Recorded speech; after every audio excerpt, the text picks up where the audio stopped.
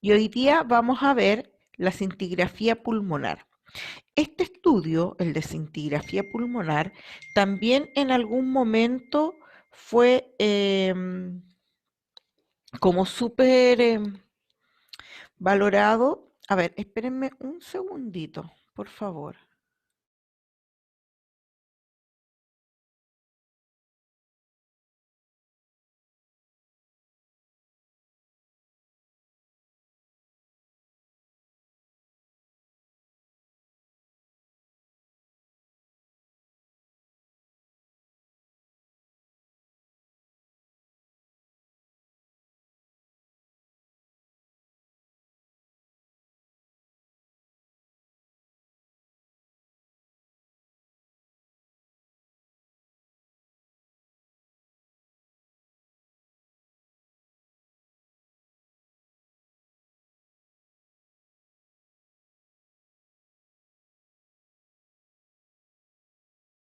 Ya chicos, disculpen, pero es que justo se me presentó algo acá.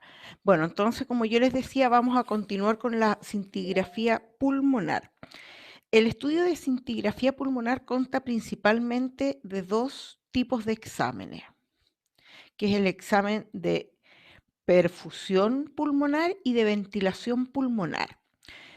Cuando se hacen ambos juntos, se denomina BQ. Y como les estaba diciendo antes de la interrupción, este estudio BQ era muy común hacerlo ambos juntos, por eso se denominaba BQ, para diagnosticar el TEP. ¿Saben lo que es el TEP? ¿Quién sabe lo que es TEP? Lo tienen que haber visto en escáner. Tromboembolismo pulmonar. El tromboembolismo pulmonar. Antes, con este examen de BQ, o sea, ventilación pulmonar y perfusión pulmonar, se podía diagnosticar el TEP y era también un estudio relativamente de urgencia.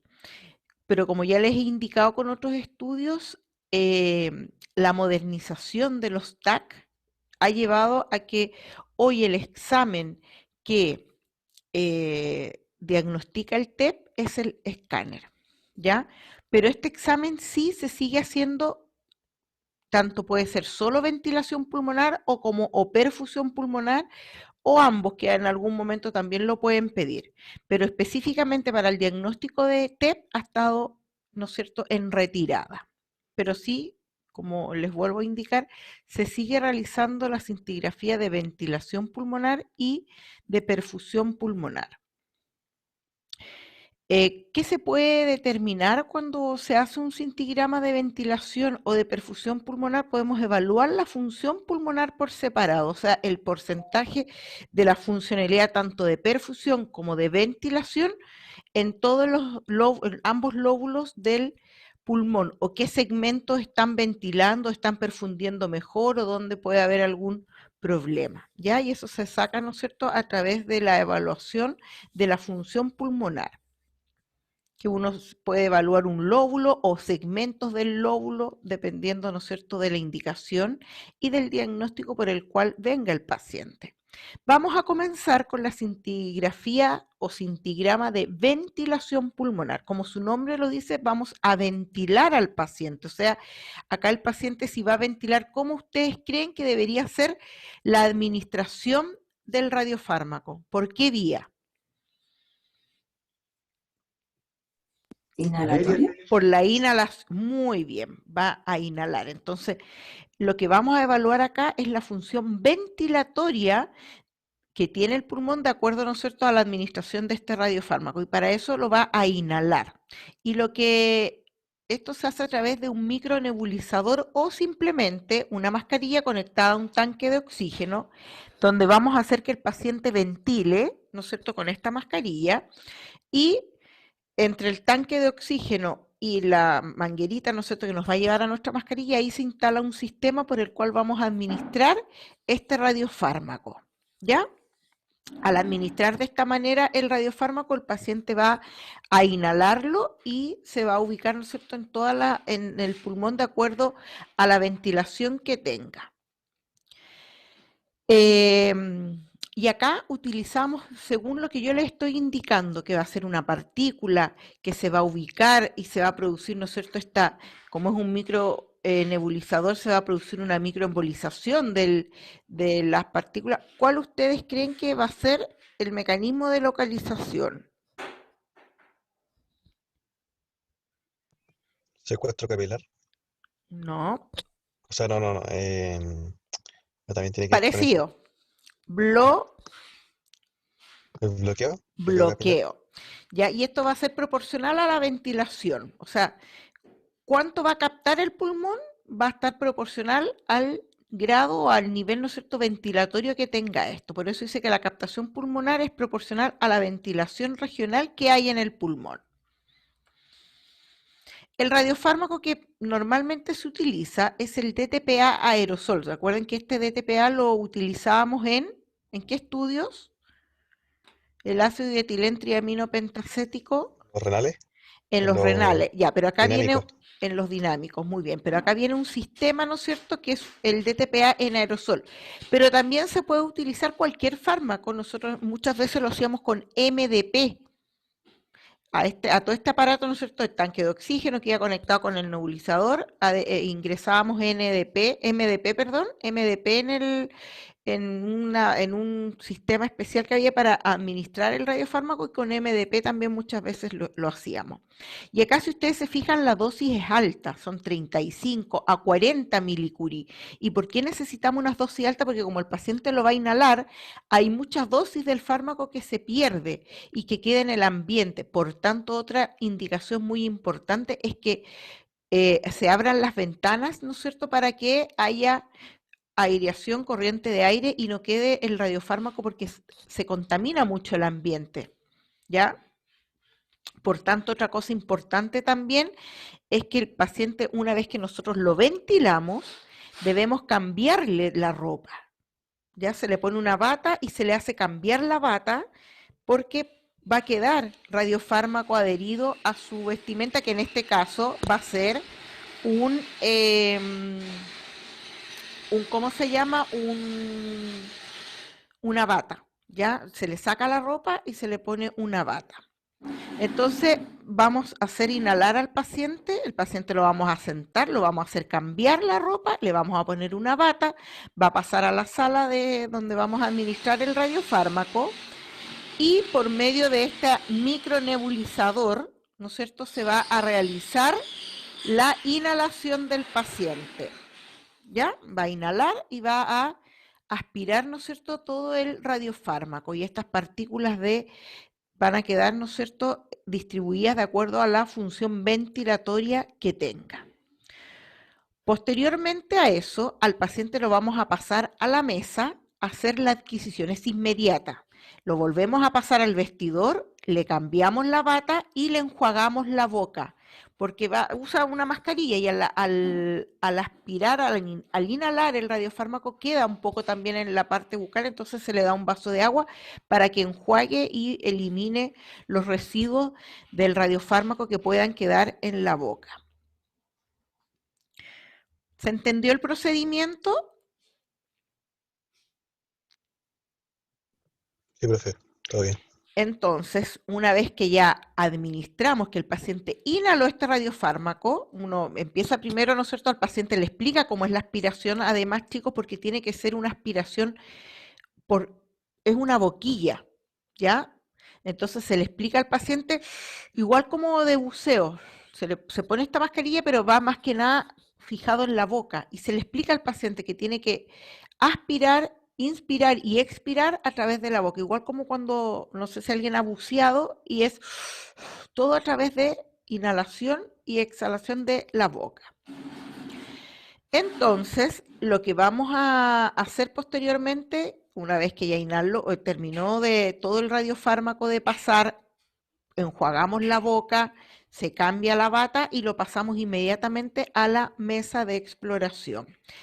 Este estudio se puede hacer tanto con una modalidad estática o se puede hacer un SPECT pulmonar. También se hace SPECT. O si es imágenes estáticas, en anterior, posterior, laterales, oblicuas anteriores y oblicuas posteriores. ¿Ya? va a depender de cómo esté determinado en el servicio la realización del estudio. Por lo general, si el equipo cumple la función de SPEC, es un equipo SPEC, se hace un SPEC. En caso de que solamente sea una gama cámara planar, se puede realizar con imágenes estáticas. Entonces, cuando lo hacemos con imágenes estáticas, hacemos imágenes de 5 minutos, o sea, 300 segundos, o 250.000 cuentas, que son 250 kilocuentas en el fondo. Se hace con una matriz de 256 por 256 en el caso de que sea imagen estática, y se toman, como les decía yo, proyecciones anteriores, posteriores, las laterales, ambas oblicuas anteriores y ambas oblicuas posteriores. En caso de que realicemos un estudio SPEC, o sea, un estudio tomográfico, ¿no es cierto?, tridimensional, se realizan los 360 grados y se hacen 34 frames, perdón, 64 frames o 64 proyecciones o imágenes de 30 segundos cada una, y en una matriz de 128 por 128. Por supuesto, el paciente está en la camilla en decúbito supino. Ya esos son los protocolos de adquisición, ya sea para imagen estática o para estudio SPEC. ¿Y qué es lo normal? Una vez que yo voy a interpretar, acá yo tengo una valoración del estudio tanto visual como cuantitativa, que ya la vamos a ver. Vamos a observar la distribución en la valoración visual, vamos a observar la distribución del radiofármaco, ¿no es cierto?, en ambos lóbulos de los pulmones. Y lo normal claramente es encontrar y observar una distribución homogénea de este radiofármaco, ¿ya? Vamos a pasar ahora a ver el estudio de perfusión y después, porque ambos se procesan de la misma manera. Y después vamos a ver, ¿no es cierto?, que se pueden hacer curvas, esta valoración cuantitativa y los exámenes. Ese es el de ventilación. El de perfusión, lo que estamos viendo es la perfusión, ¿no es cierto?, como es la vascularización pulmonar, por tanto, lo vamos a administrar el radiofármaco vía...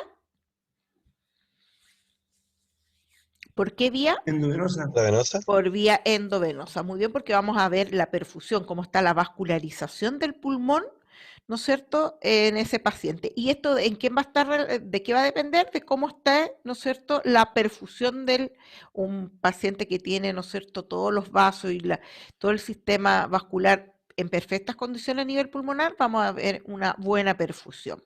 Entonces, como dice acá, lo que va a explorar es la circulación del pulmón, o sea, cómo se capta el radiofármaco o el radiotrazador de acuerdo al flujo sanguíneo del pulmonar que tenga el paciente. O sea, va a ser proporcional.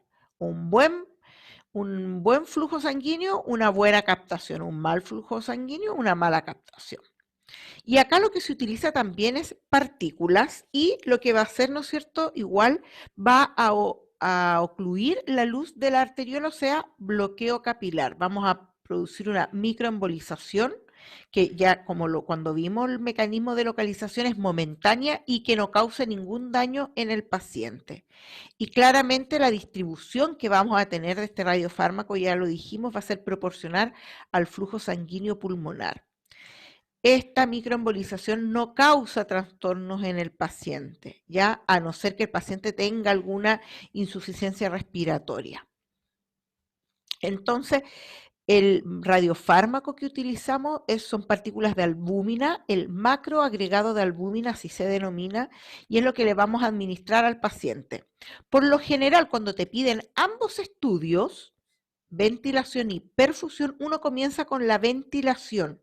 Y una vez que terminas la adquisición del estudio de ventilación, o sea, ya hiciste la inhalación del paciente, enjuagaste la boca, le cambiaste la bata, lo pasaste al equipo, hiciste la adquisición de las imágenes del cintigrama de ventilación, procedes a realizar la perfusión, y para eso mantienes al paciente en la camilla. Es ideal que el paciente ojalá esté recostado para la administración de este radiofármaco, y administras el macroagregado de albúmina.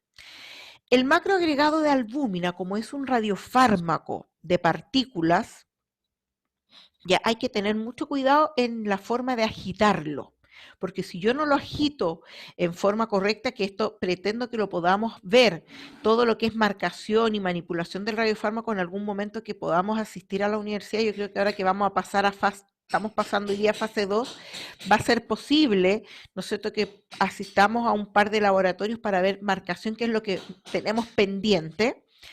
La forma de agitar el radiofármaco, yo no lo puedo agitar de forma vigorosa porque voy a romper estas partículas. Y acá sí que se cumple el tema del tamaño de las partículas y acá sí que realmente hay una localización por bloqueo capilar, ¿ya?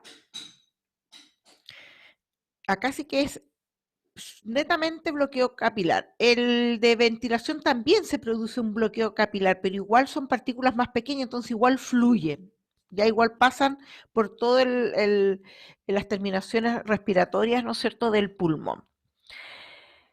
¿Por qué yo les pongo que es necesario contar con una radiografía de tórax? Porque por lo general, para que el médico nuclear pueda evaluar este estudio, es importante que tenga una radiografía de tórax, ojalá no mayor a las últimas 24 horas, sobre todo cuando hay o se está tomando este estudio ambos por TEP, porque hay en servicios que aún sigue siendo, lo siguen solicitando, ¿ya?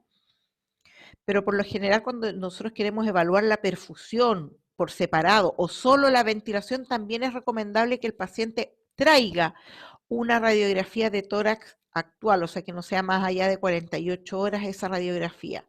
Pero sí es indispensable cuando se está tomando el estudio, ambos estudios, para un posible diagnóstico de TEP.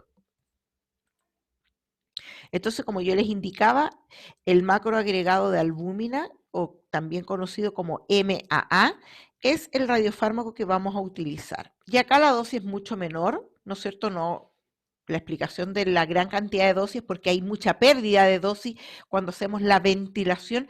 En cambio, en la perfusión no, porque va directo, ¿no es cierto?, en forma endovenosa, y son 7 milicurie para un paciente normal, ¿no es cierto?, que se habla un paciente promedio de 70 kilos. Esa es la dosis en los adultos. 7 milicurie. Y se va a administrar, ¿no es cierto?, como ya les indiqué, en forma intravenosa, en forma de bolo. La idea es no mezclar con la sangre, entonces yo con suero me fijo bien que esté en vía, ¿no es cierto?, que esté dentro de la vía, y luego agrego inmediatamente el macroagregado de albúmina sin aspirar sangre ya con la jeringa del macroagregado de albúmina. Que es importante que cuando yo lo estoy inyectando, yo lo empiezo a inyectar, el paciente inspire profundamente.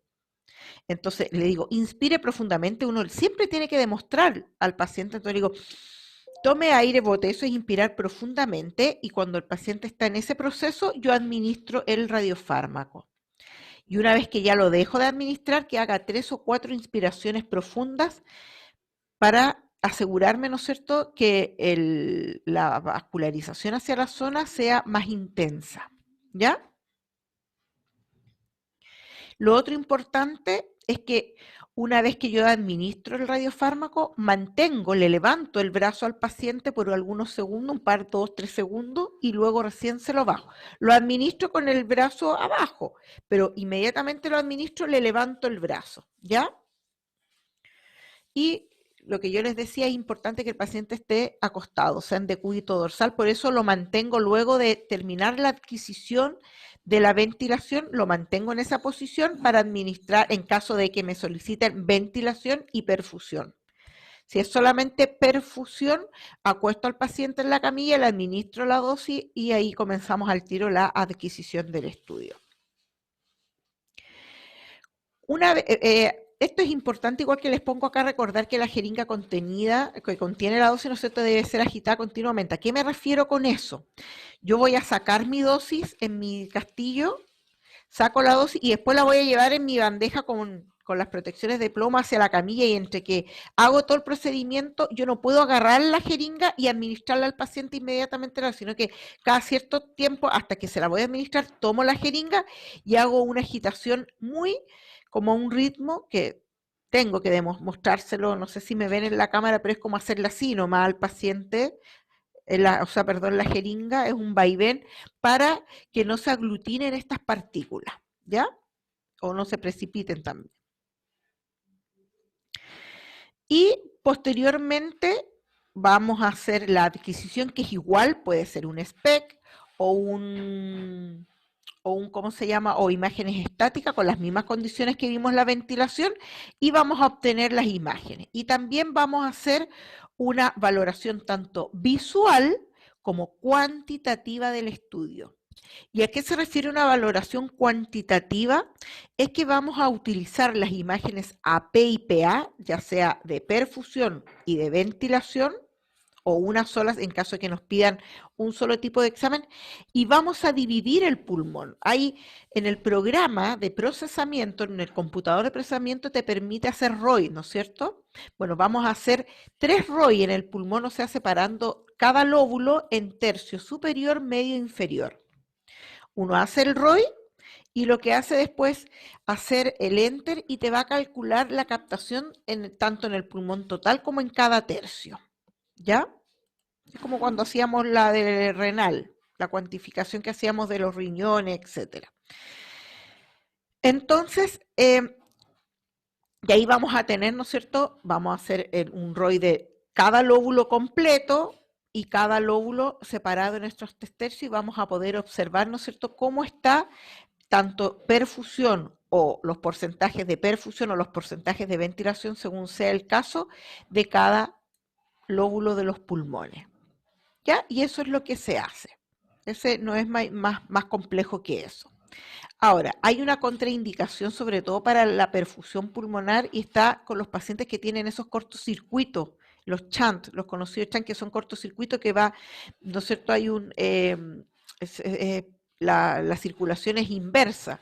Entonces ahí está, sobre todo cuando es derecha e izquierda, ¿no es cierto?, a nivel del corazón esto, por supuesto, y ahí hay una contraindicación y no se puede realizar este estudio de perfusión. También en algunos pacientes que tienen una hipertensión pulmonar severa o alguna insuficiencia respiratoria severa. Bueno, y acá les voy a mostrar las imágenes, la interpretación. ¿Qué yo tengo que observar en un estudio normal? Esto, una captación de todo el lóbulo. Debo ver todo el lóbulo, ambos lóbulos, con captación del radiofármaco. ¿Ya? Recuerden que utilizamos las imágenes AP y las PA. Me fui. Ahí. ¿Ya? Entonces, todo el pulmón acá es de lo que quedó, ya muchas veces, pero lo importante es acá es el pulmón. Ver, ¿no es cierto?, que todos ambos lóbulos tienen una captación homogénea del radiofármaco. Acá tengo un estudio y acá tengo el otro. ¿Cuál creen ustedes, según lo que pudiesen entender, es de perfusión y cuál es de ventilación?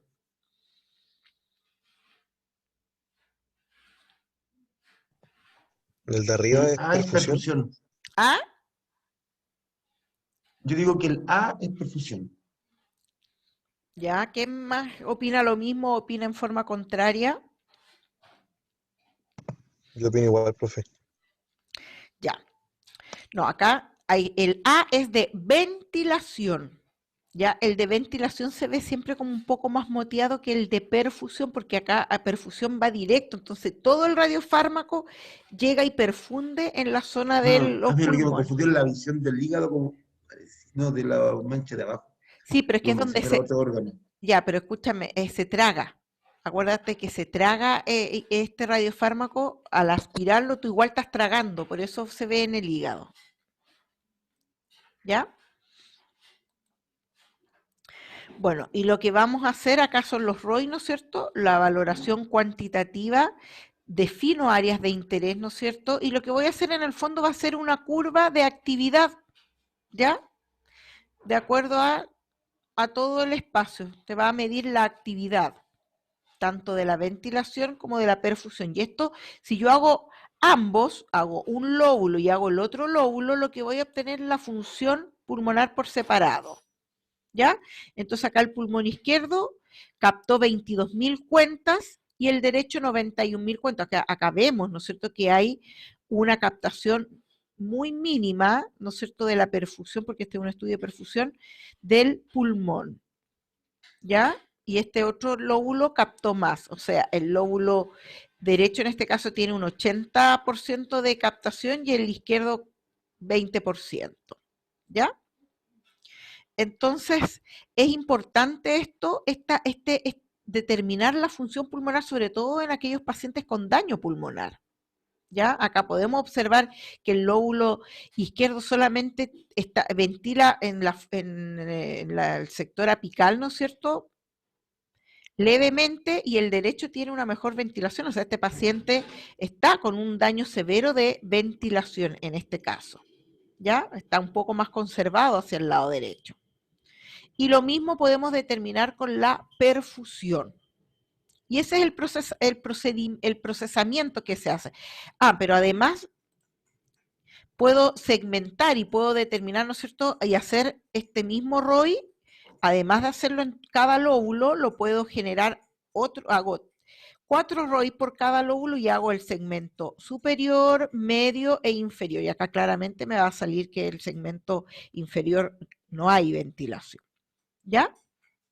Entonces este estudio es muy sensible, yo creo que es de los estudios más sensibles para determinar tanto la ventilación como la perfusión pulmonar. No creo que haya otro estudio que pueda medir con tanta sensibilidad cuánto ventila o cuánto perfunde el pulmón. Ya por eso estos estudios se siguen realizando. Quizás no ya con la función de determinar el TEP, ya quiero que eso les quede claro. Para el TEP ya está un poco en salida, ¿por qué? Por el tema del TAC, pero para determinar ventilación y perfusión es uno de los estudios con mayor sensibilidad. Ahora les quiero indicar un poquito qué pasa con el TEP, ¿ya? Cuando yo necesito diagnosticar TEP, que igual es importante, yo antes, hasta hace unos 5 o 6 años atrás, veía muy en detalle el estudio del PET, pero como esto fue en retirada, también ahora lo veo como más general para que lo tengan la conciencia, ¿no es cierto? Y sepan que con este estudio se podía determinar TEP y quizá en algún momento les puede tocar. Entonces, bueno, ya decíamos que para la detección del TEP había que hacer un estudio de perfusión y de ventilación, o inhalación también, como le llaman. Y vamos a dar acá también existe este otro radiofármaco, que es el xenón radioactivo, el DTPA, incluso con MDP. Introducirlo en todo el sistema de nebulización también sirve. ¿Ya? Entonces, por lo general, cuando el paciente tiene un tromboembolismo pulmonar, su ventilación es adecuada. ¿Ya? Y nosotros vamos a ver en el paciente con TEP una distribución homogénea y adecuada del radiofármaco en la fase de ventilación. Luego se hace el estudio de perfusión, ¿no es cierto?, con el macroagregado de albúmina para evaluar cómo está la perfusión del pulmón. Y acá va a haber problemas de captación. Ya acá van a haber zonas que, si bien van a estar bien ventiladas, pero no van a estar bien perfundidas. Acá se produce esta incongruencia, o sea, el paciente ventila bien, pero perfunde más, y eso es uno de los motivos y lo que causa el TEP. Entonces, cuando sucede eso, o sea, la zona bien perfundida, pero bien ventilada, pero mal perfundida, que se puede observar en alguna zona, por ejemplo acá, que vemos problemas, ¿no es cierto?, en la perfusión del paciente, pero en el estudio de ventilación vamos a ver que esta zona ventila y capta bien, por ejemplo. Ahí vamos a estar lo más probable en presencia de un TEP, también valorando la radiografía. Acá el médico necesita valorar ventilación, perfusión, radiografía. Siempre una radiografía dentro de las 48 horas ideal, ojalá el mismo día más temprano. Entonces, este estudio, como yo les mencionaba, es altamente sensible, es bajo específico porque no me va a decir si es TEP o es esto otro, pero sí te determina los grados de ventilación y de perfusión y con eso podríamos diagnosticar el TEP. ¿Cuándo va a haber una alta probabilidad? Porque para eso también el médico se tiene que guiar por la clínica. Siempre yo les he dicho que es súper importante en los estudios de medicina nuclear la clínica del paciente. Entonces, cuando yo veo que hay 2 o más segmentos alterados en la perfusión pulmonar, pero no hay alteración en la ventilación, yo tengo una alta probabilidad, y de acuerdo a la clínica de ese paciente y a la radiografía, que el paciente esté con un TEP, o sea, un tromboembolismo pulmonar. Cuando el estudio sale normal, tanto para ventilación como para perfusión, hay una muy baja probabilidad y se excluye prácticamente la posibilidad de un TEP en ese paciente. ¿Ya? Se los paso igual esto mucho más general que como lo veíamos antes, porque insisto, el estudio para el diagnóstico del TEP está más, ¿no es cierto?, se rige ahora por el escáner.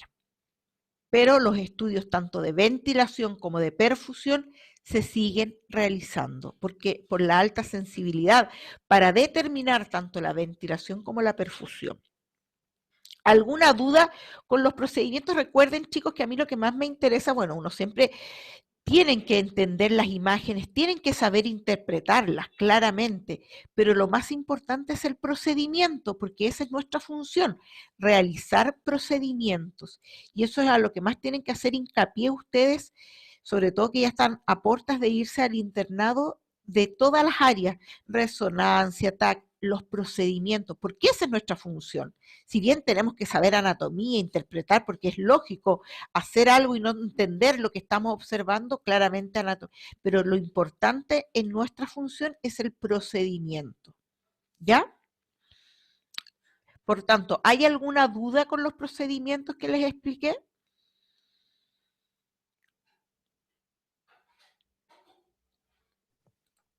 Profe, ¿podría mostrar nuevamente la imagen esa de perfusión y ventilación? De cuando mostraba cuál era cuál, por favor. Era más atrás, acá. Al final, profe, ha dicho que el primero era Ventilación y ventilación. perfusión. Siempre la ventilación uno la ve como más moteadita. Fíjense acá, mire, todavía acá quedó en boca, en la garganta. No, no se hizo un buen enjuague acá al paciente, le quedó un poquito de. ¿Se fijan? Ahí sí, profe, muchas gracias. Era para ver bien la diferencia. Sí, sí, no, siempre la ventilación es como más moteada. Y además que, bueno, como es por la boca la aspiración, porque es como una boquilla que se le pone al paciente una mascarilla, pero va fijada una boquilla y respira igual como cuando uno bucea, solo por boca, cuando usa el tanque de oxígeno, por supuesto. Entonces, y acá, bueno, y acá si ustedes se pueden ver, la idea es de hacer ese enjuague para que no quede esto, pero a veces quede igual un poco de residual, ¿ya? Y como lo traga, por eso vemos en el estómago también. Profe, ¿y esa hipercaptación en la PA, a qué se podría dar? ¿Cuál?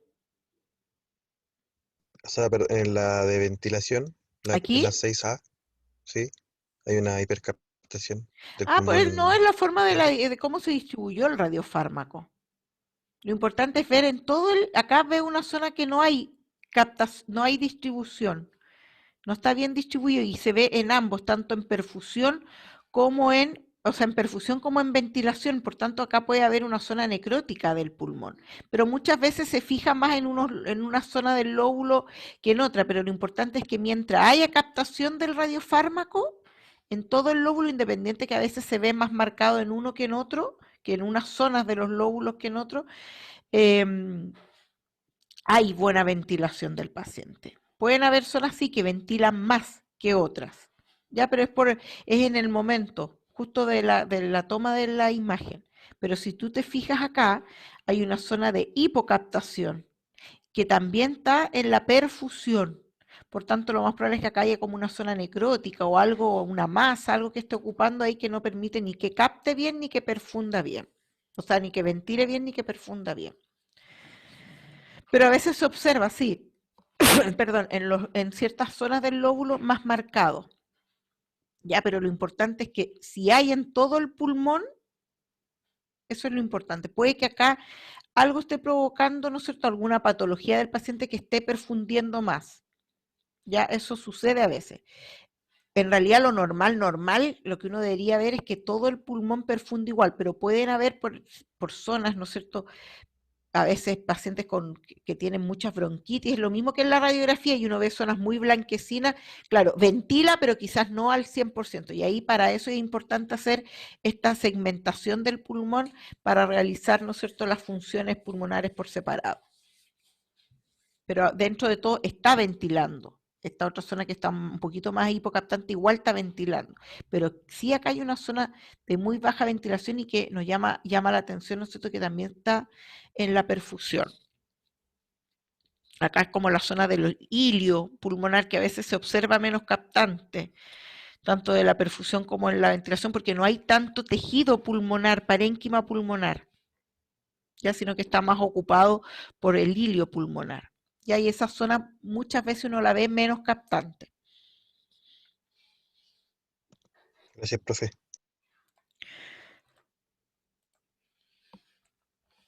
Bueno, y vamos a pasar a ver ahora estudios de infecciones. Cuando nosotros hablamos de estudios de infecciones, el radiofármaco tradicional, y es un isótopo radioactivo, pero que se utiliza como radiofármaco, tradicional en las infecciones, aunque ahora han salido muchos, pero todos se fundamentan prácticamente para el análisis y la adquisición del estudio en lo mismo, es el galio 67. Es un isótopo radioactivo, así como el tecnecio, el yodo, el galio 67. Y el galio 67 es como el más común utilizado. También el costo es más bajo que utilizar quizás otro radiofármaco. Entonces, bueno, hablando un poquito del galio, tiene un comportamiento similar al hierro, es un análogo del hierro. Por tanto, se transporta por el torrente sanguíneo con las proteínas que transportan hierro, por ejemplo, la transferrina, que es una proteína, ¿no es cierto?, que está en la sangre y que transporta el hierro. Y el galio, al ser un análogo del hierro, tiene el mismo comportamiento y es transportado, una vez que nosotros lo administramos vía intravenosa, es transportado por la transferrina. Ahora, ¿por qué es tan importante o por qué se puede utilizar? Claramente la captación del galio no está muy establecida. Se dice, ¿no es cierto?, que se acumula en el detritus celulares, ¿no es cierto?, en esta segmento de las células, y las proteínas claramente las que contienen hierro. Por tanto, donde encontramos infección, muchas veces hay un aumento del hierro, lo mismo porque el galio lo utilizamos tanto para infecciones como con un fin oncológico. Vamos a ver que también yo puedo realizar estudios oncológicos con el galio 67, ¿ya? Y se basa en eso, ¿ya? En la cantidad o en la acumulación de hierro en estas situaciones que se producen. Y también, ¿no es cierto?, vamos a observar y se va a poder observar, también va a ser de acuerdo al flujo sanguíneo, ¿ya?, que tenga la zona que yo quiero estudiar. Entonces, cuando yo tengo un estudio de reactivación en un foco de osteomielitis en el hueso, muchas veces con un traumatismo previo, con una cirugía, está indicado adquirir o realizar este estudio. Y lo otro que es muy importante, que se realiza cuando hay pacientes con prótesis, por ejemplo, de cadera o algún tipo de prótesis ósea, que muchas veces esta prótesis puede causar una infección en el paciente y le va a causar este dolor, estas molestias, pero también muchas veces las prótesis se sueltan. Hay un aflojamiento de las prótesis y ahí uno dice, bueno, este paciente, el dolor, lo que está pasando, ¿será porque se produjo un aflojamiento de la prótesis o porque hay una infección? Entonces, con este estudio de galio, yo puedo, y previamente el paciente haberle realizado, por ejemplo, un scintigrama óseo, yo voy a poder determinar si esa molestia, ese dolor en la zona de la prótesis es debido a un aflojamiento, o sea, que se soltó la prótesis, o porque se está produciendo un proceso de infección. Por tanto, lo importante es sí tener claro que cuando yo voy a hacer un estudio con galio por una posible infección o aflojamiento de prótesis, lo ideal es que esta operación, esta cirugía, se haya realizado por lo menos con un año ya de antigüedad.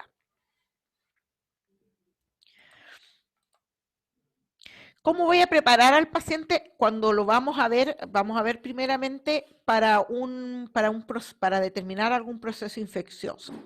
Lo que vamos a hacer es, vamos a administrar la dosis al paciente, se le va a indicar y sí se le pide antes, ¿no es cierto?, de que venga a tomarse la imagen, que se administre algún laxante o algún enema evacuante, ¿no es cierto? Es ideal para que limpie bien las zonas, ¿no es cierto?, intestinales, sobre todo cuando es una zona ahí cercana, por ejemplo, de prótesis, de cadera, etcétera, a no ser, ¿no es cierto?, que el paciente tenga alguna contraindicación de este enema. Las mujeres embarazadas, bueno, como todos estos exámenes, está contraindicado a no ser que sea algo muy urgente y ahí la paciente tiene que determinar muchas veces y decidir suspender definitivamente la lactancia materna, o a veces le dicen que la suspenda unas 4 semanas y que después recién se le administre la dosis, después de administrar la dosis la suspenda unas 4 semanas, y si quiere retome la lactancia, ¿no es cierto?, para que el lactante no esté tan expuesto a radiación que va a seguir emitiendo la paciente, pero ahí ya se conversa por lo general con el médico. Bueno, el radiofármaco es el galio 67, que viene en forma de citrato de galio, y esto lo venden, no hay un generador ni nada, te lo venden y te llega el galio, ¿no es cierto?, en un frasquito. Y la dosis es de 5 milicurie y la administración es en forma endovenosa. Cuando hablamos de un estudio de galio por infección, se van a realizar la adquisición de los estudios 24 horas y 72 horas posterior a la administración del radiofármaco. O sea, el paciente viene hoy día, le administro la dosis de galio, vuelve mañana, 24 horas posteriores, a realizar el primer control de imágenes y a las 72 horas posteriores a la administración, o sea, al otro día y a los 3 días, post administrada la dosis. Antes de venir esos días a hacerse la adquisición del estudio, administramos y le indicamos al paciente el laxante. ¿Ya? Espero que lo hayan entendido mejor ahora. Y la modalidad de adquisición es imágenes de cuerpo entero y SPEC, por lo general. El galio sí, como el yodo, tenemos que utilizar un colimador de alta energía, ¿ya? Porque tiene energías altas. Sus PIC, ¿no es cierto?, 96, 180 y 296, y esta es la que utilizamos por lo general, entre la 185 y la 296, por eso lo utilizamos con un colimador de alta energía, y vamos a utilizar los PhotoPIC centrados, si bien en 93, pero principalmente estos son los que van a tener mayor porcentaje de decaimientos, por tanto ese es los picos de energía que vamos a utilizar, por eso utilizamos un colimador de alta energía.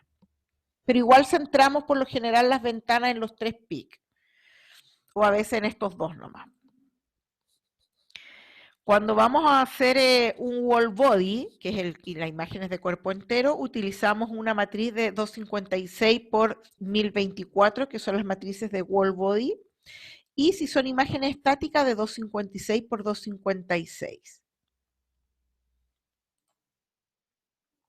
Cuando utilizamos la técnica SPEC para la adquisición de imágenes, utilizamos la matriz de 64 por 64. Si vamos a hacer el wall body, vamos a hacer un barrido del cuerpo, y ahí vamos a utilizar 10 centímetros por minuto. Eso por lo general es la velocidad que vamos a utilizar del barrido, en caso de que hagamos wall body. El SPEC, si es un SPEC, vamos a hacer 32 frames de 40 segundos. Recuerden que cuando utilizamos 64 frames, ahí bajamos la cantidad del tiempo y por lo general usamos de 30 a 25 segundos. Pero como solamente se utilizan 32 frames, 40 segundos. Y las imágenes estáticas tienen que ser de 10 minutos cada una. Estos son todos los protocolos de adquisición, dependiendo si vamos a tomar wall body, estáticos. En realidad se toman todas, ya dependiendo de los controles. En el control de 72 horas por lo general tomamos imágenes estáticas, ya lo vamos a ver, pero esos son los protocolos para cuando tomamos wall body, que es el cuerpo entero, cuando tomamos estática y cuando tomamos la adquisición SPEC. Ya, esos son los protocolos que se van a utilizar cuando estamos hablando de un estudio de, ¿cierto?, de galio para infección. ¿Qué pasa? ¿Cómo debería verse o qué es lo que deberíamos observar en este estudio? Es que más o menos dentro del 10% al 2,5% de la dosis inyectada se excreta en las primeras 24 horas. Y la principal vía de excreción es la intestinal. Por eso solicitamos que el paciente se realice este lavado, este enema, este laxante, para que limpie las zonas de las asas intestinales y no nos interfiera en la imagen que nosotros vamos a observar.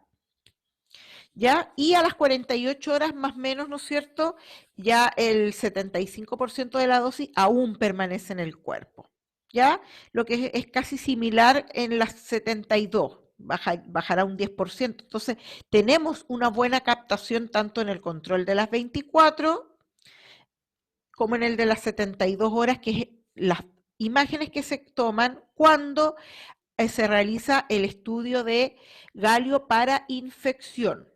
Porque es diferente cuando vamos el protocolo, el tiempo de adquisición entre la administración de la dosis y la adquisición de las imágenes, cuando lo realizamos para oncológico, ¿ya? ¿Dónde vamos a observar generalmente la captación del galio? En hígado, en vaso, en las glándulas salivales, en el tejido óseo, en médula ósea y algo muy importante en las glándulas lagrimales, porque se ven como unos ojos inyectados así, pero que son las glándulas lagrimales, ¿ya? El hígado va a presentar mayor captación, es la zona que más capta, después el hueso, el esqueleto, la médula ósea, el vaso, ¿ya? Dentro de las primeras 24 o 48 horas, el hígado, los riñones, perdón, también se observan bastante captantes. Y eso hay que tener en consideración cuando uno hace el análisis del estudio. Ahora, ya vamos a ver imágenes. ¿Qué pasa cuando está indicado o tiene una indicación oncológica? Que principalmente para los linfomas. Es muy común realizar este estudio en pacientes con linfoma tanto Hodgkin como no Hodgkin. Más que para el carcinoma hepatocelular y para el melanoma también, pero es muy común en los pacientes con linfoma. ¿Ya? Porque acá me sirve para la etapa para la etapificación, para ir evaluando el tratamiento o para volver a retapificar al paciente muchas veces, que se necesita volver a retapificarlo en estos estudios, porque dependiendo, ¿no es cierto?, de cómo va haciendo la evolución con el tratamiento. Entonces, este estudio, como ya vimos, me sirve el galio para la infección con una adquisición de 24 y 72 horas son las adquisiciones donde ahí voy a hacer un whole body, imágenes estáticas si es necesario y además puedo hacer un estudio SPECT muchas veces. En el control, por lo general el SPECT lo hacemos un whole body. En el control de las 24 horas cuando es por infección hacemos whole body y SPECT de la zona. Y en el control de las 72 horas hacemos imágenes estáticas. ¿Ya? Eso es por lo general el protocolo de adquisición, pero como siempre les indico yo, cada servicio muchas veces tiene su protocolo, está estandarizado un protocolo, pero eso es por lo general lo que se hace. El del primer control de 24 horas, whole body y SPECT. Y en el de las 72 horas, imágenes estáticas ya en las zonas más localizadas. Pero insisto, ese es como el protocolo estándar, va a depender del médico nuclear y cómo esté el servicio, ¿no es cierto?, establecido el protocolo. Bueno, ¿qué pasa? Las células tumorales, ¿no es cierto?, tienen una gran preferencia por el hierro, ¿ya? Tienen mucha fijación de hierro las células tumorales. Por tanto, de eso nos basamos en el galio. Recuerden que el galio es un análogo del hierro y es captado por la transferrina, ¿no es cierto?, y transportado por la sangre. Como lleva hierro, va a ser altamente fácil de captación de las células tumorales, ¿ya? Entonces, las células tumorales, al igual que las células, va a tener, ¿no es cierto?, receptores de transferrina y como el galio va unido a ellas, va a ser captado, insisto, por las células tumorales. Una vez que ya entra a las células tumorales, se ha estudiado y se ha descubierto que se fija, ¿no es cierto?, y se aloja en los lisosomas de las células tumorales y ahí es donde queda captado. Pero acá ya no vamos a hacer una adquisición cuando el estudio es por con un fin oncológico, por ejemplo, por un linfoma, algo, ya no es 24 y 72 horas como es cuando es por infección, sino que ahora vamos a hacer la adquisición a las 48 y a las 72 horas. Eso es lo que cambia, ¿no es cierto?, en lo que es la adquisición. Y lo mismo, antes de vaya el paciente a hacer la adquisición, se debe utilizar o, ¿no es cierto?, administrar un laxante. Por tanto, el paciente, lo ideal es sí que entre el primer control, por ejemplo, ya va a las 24 horas, el día, la noche previa se puso un laxante, que hasta el control de las 72 horas igual tenga una alimentación, una dieta más blanda, pero igual previo a ir al control de las 72 horas se ponga el laxante. Lo mismo acá. Antes del control de las 48 horas, la noche anterior o en la mañana si usa un enema, y el del control de las 72. Y entre ambos controles que haya una dieta blanda del paciente. Acá tenemos, este es un examen para determinar infección o aflojamiento, por ejemplo, de prótesis. ¿Qué pasa? Esto siempre se va a comparar con el estudio de óseo. El paciente, cuando yo quiero evaluar una posible infección ósea, porque estas son infecciones óseas, ojo, eso parece que no se los dejé bien claro. Voy a tener un estudio de óseo. Por ejemplo, este es un cintigrama óseo. Y acá yo veo un foco de hipercaptación. Por los antecedentes del paciente, quizás ha hecho fiebre, etcétera, el médico sospecha que pueda tener acá un proceso infeccioso en el hueso. ¿Ya? Porque no todo el paciente que tenga este foco va a ser, infección, no. Recuerden, importante la clínica del paciente. Entonces, lo más probable es que acá haya una sospecha de una infección. Entonces, se le tomó primeramente al paciente un cintigrama óseo, hay un foco hipercaptante. Pero no es determinado, acuérdense que los cintigrama óseo es muy sensible, pero poco específico. Esta forma de captación, de aumento de captación, no me está determinando una infección. No me dice, esta forma como está, es infección. No, pero el paciente tiene fiebre y sospecha. Ya, tenemos que descartar una infección en el hueso. Se le solicita al paciente un estudio de galio o de otro fármaco, que hay muchos fármacos, ¿no es cierto?, que también sirven para infección, pero estamos hablando del más común, que es el galio. Y le hago un estudio con galio. Y acá veo un gran aumento de captación. Entonces, ¿qué evalúa el médico? Dice ya, si hay aumento de captación en el hueso, en el estudio de cintigrama óseo, pero en esa misma zona, en la captación con el estudio con galio, es mayor que la del hueso, esto me confirma infección. Si esta captación hubiese sido menor que la del cintigrama óseo, se descarta la infección. ¿Ya? Acá tengo un paciente con una prótesis de cadera, porque acá claramente observamos esta zona hipocaptante, es la prótesis de cadera. El paciente viene con dolor, etc. Acá veo en el cintigrama óseo aumento de captación en la zona distal de la prótesis, ¿no es cierto?, en toda la zona periprótesis, alrededor de la prótesis. Hago el estudio con galio. ¿Cómo es la captación, mayor o menor que en el hueso, que en el estudio óseo? Se pierde la captación. Hay menor captación. Descarto la infección. Acá es un aflojamiento. Puedo confirmar que esta molestia que tiene el paciente es un aflojamiento de la prótesis. Si esta captación hubiese sido menor que esta, o sea, acá más captación que acá todavía, se confirma la infección. ¿Se entiende? Ahora, ¿qué pasa acá? Tengo otro paciente, mire, prótesis de cadera, acá claramente es prótesis. La prótesis no se ve hipocaptante porque no es tejido óseo. Y hago el estudio con galio y es como similar, ¿se fijan la captación? Acá queda indeterminado y hay que generar más estudio en el paciente. Y pasa esto a veces. Y hay que esperar, a veces está justo el proceso, puede ser que sea un proceso infeccioso, perdón, pero está en evolución y se vuelve a repetir el examen, no sé, 2 semanas después, y hay aumento acá, ya, sí. O no, ya, no era infección. ¿Se fijan? Cuando es así, hay que seguir estudiando al paciente. Porque acá te queda indeterminado. Pero acá, cuando es mayor con galio que ¿cómo se llama? Que en el cintigrama óseo, confirmo confirmo, ¿no es cierto?, que es infección.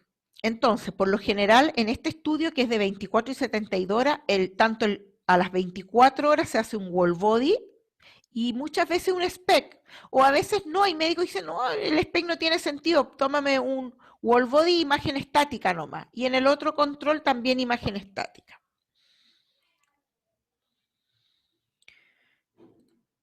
Ahora, acá, este es un estudio para oncológico, ¿se fijan? Miren cómo se ven las glándulas lagrimales, súper marcadas como ojos que se vieron.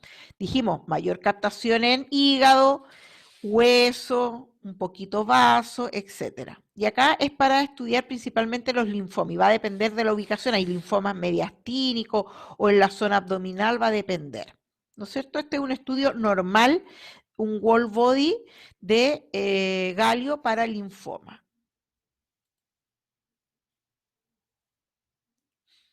Y acá observamos, ¿no es cierto?, un paciente también con un galio y, bueno, miren acá.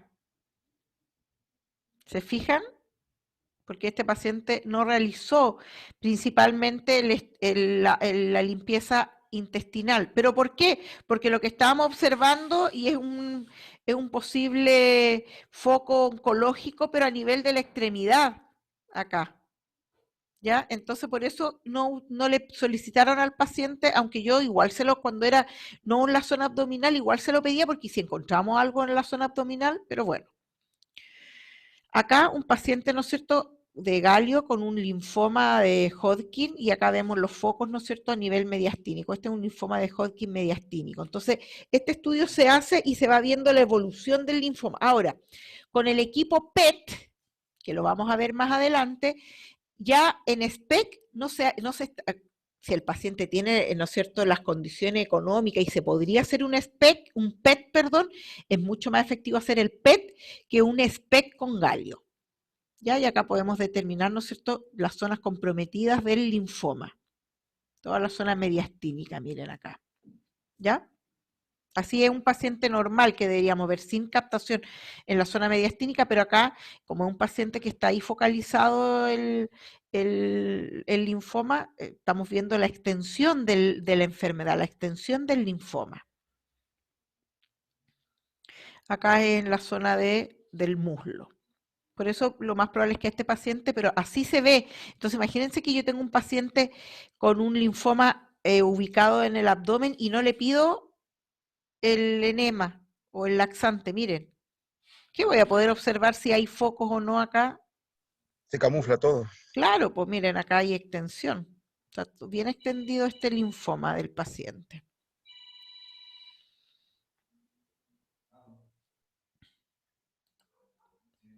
Acá les pongo esta porque esta es acá es un linfoma igual en una zona mediastínica alta. Miren cómo se observan las glándulas lagrimales. Parece como una foquita. Eso es, chicos, la clase de hoy, que fuimos puntuales, 9:30 justo. ¿Alguna duda, alguna consulta?